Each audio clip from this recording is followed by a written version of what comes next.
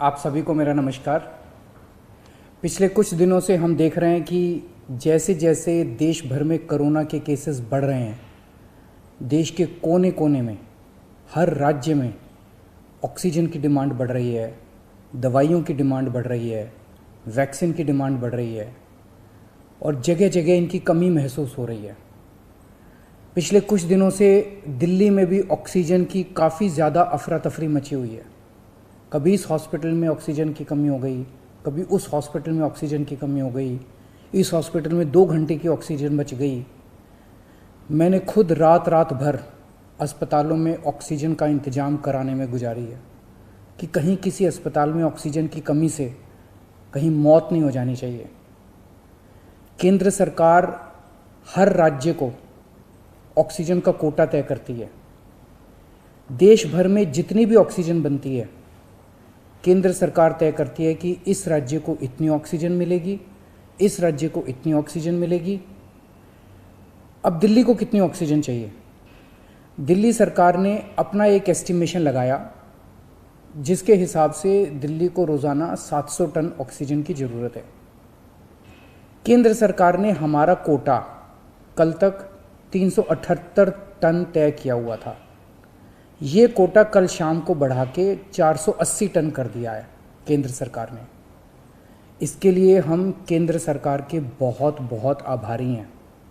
हालांकि हमें अभी और भी काफ़ी ऑक्सीजन चाहिए, लेकिन केंद्र सरकार ने जितना भी बढ़ाया है उसके लिए हम उनका बहुत बहुत शुक्रिया अदा करते हैं। अब केंद्र सरकार ये भी तय करती है कि जो आपके कोटे की ऑक्सीजन है वो कौन सी कंपनी देगी। जैसे दिल्ली में तो ऑक्सीजन बनती नहीं है, दिल्ली की सारी ऑक्सीजन दिल्ली के दूसरे राज्यों से, दिल्ली के बाहर के दूसरे राज्यों से आती है।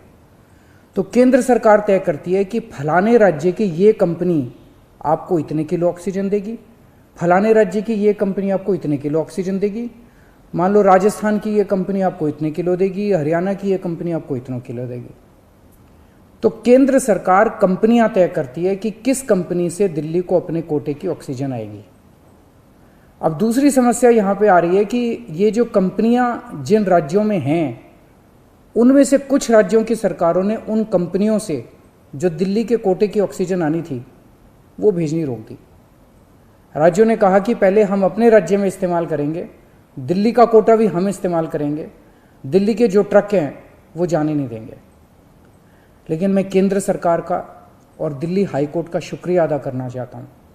पिछले 2-3 दिन के अंदर उन्होंने हमारी बहुत मदद की है, जिसकी वजह से अब ऑक्सीजन दिल्ली पहुँचने लगी है।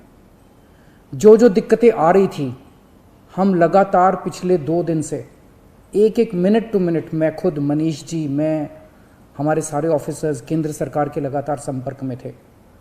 परसों रात को मुझे याद है जब जीटीबी हॉस्पिटल में वहाँ का ट्रक एक पड़ोसी राज्य से चलना था पर वो चला नहीं, जीटीबी ऑक्सीजन में आनी थी ऑक्सीजन, तो एक केंद्रीय मंत्री को हमने फ़ोन किया और उन्होंने तुरंत वहाँ पे बात करके उस ट्रक को वहाँ से छुड़वाया।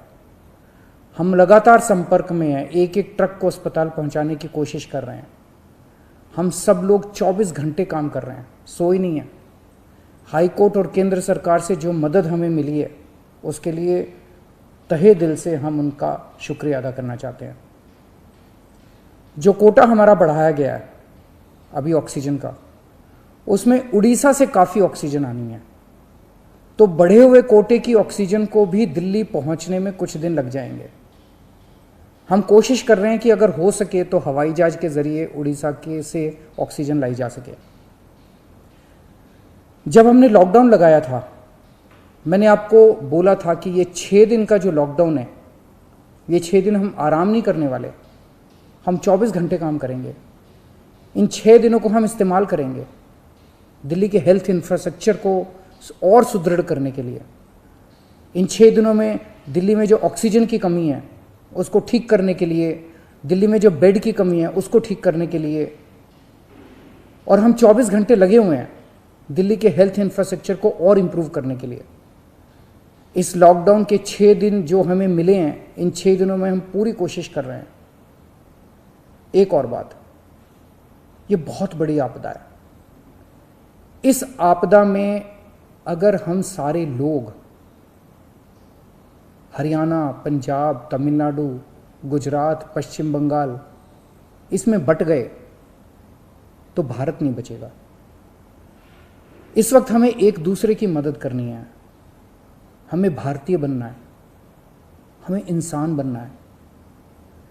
देश के लोग आज सभी न्यूज़ चैनल पे देख रहे हैं कि दिल्ली में आने वाला ट्रक किसी और राज्य ने रोक दिया, मध्य प्रदेश में जाने वाला ट्रक फलाने राज्य ने रोक दिया। ये तो ठीक नहीं है, लोग ये नहीं चाहते। देश के लोग आज ये देखना चाहते हैं कि दिल्ली ने किसी दूसरे राज्य की मदद कैसे करी, उत्तर प्रदेश ने किसी राज्य की कैसे मदद की। हम एक साथ मिलकर आपदा से लड़ना है हमें, तभी भारत बचेगा। अभी तो समय ये है कि उत्तर प्रदेश वाला दिल्ली की मदद करे, दिल्ली वाला हरियाणा की मदद करे, हरियाणा वाला बिहार की मदद करे, बिहार वाला गुजरात की मदद करे। हम सारे लोग अगर एक दूसरे की मदद करेंगे तभी तो भारत बचेगा। और अगर इतनी मुश्किल घड़ी में भी हम सारे एक दूसरे से लड़ने लग गए तो अगर भारत राज्यों में बट गया इस समय तो फिर भारत को कौन बचाएगा। मेरी सारी नागरिकों से अपील है, सारी सरकारों से अपील है कि आइए मिलके एक होके लड़ते हैं। अगर हम मिलके लड़े एक मुट्ठी बनेगी, हमारे सारे संसाधन मिलके एक साथ इस्तेमाल होंगे, हमारी ताकत बढ़ेगी, हमारी शक्ति बढ़ेगी। और अगर हम बट गए तो फिर कोई हमें नहीं बचा पाएगा। मैं सभी राज्य सरकारों से कहना चाहता हूँ कि दिल्ली का मुख्यमंत्री होने के नाते मेरे से जो बन पड़ेगा, मेरे हाथ में जो होगा, आप मुझसे मांगिए, मैं दूंगा। पूरे देश की मदद करेंगे। अगर दिल्ली में हमारे पास ऑक्सीजन ज़रूरत से ज़्यादा होगी तो हम दूसरे राज्यों को ऑक्सीजन देंगे। अगर हमारे पास किसी दवाई की ज़्यादा मात्रा होगी तो वो भी हम दूसरे राज्य के साथ बांटेंगे। और जब दिल्ली में कोरोना कम होगा और किसी दूसरे राज्य में डॉक्टर्स की ज़रूरत हुई, हम वहाँ डॉक्टर्स भी भेजेंगे।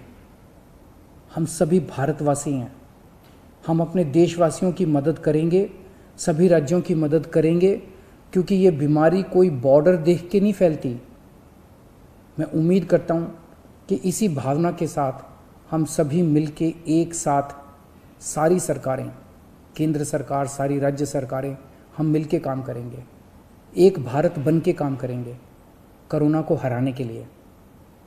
हमें पूरी दुनिया के सामने दिखा देना है कि विश्व में सबसे ज़्यादा कोविड केसेस भारत में होने के बावजूद कैसे भारत के लोगों ने, यहाँ की सरकारों ने मिलके कैसे इस आपदा से लड़ाई की, कैसे हमने सारा प्रबंधन किया। भारत के लोग दुनिया को दिखा देंगे कि कैसे एक साथ मिलके इस खतरनाक बीमारी को हमने हराया। जय हिंद।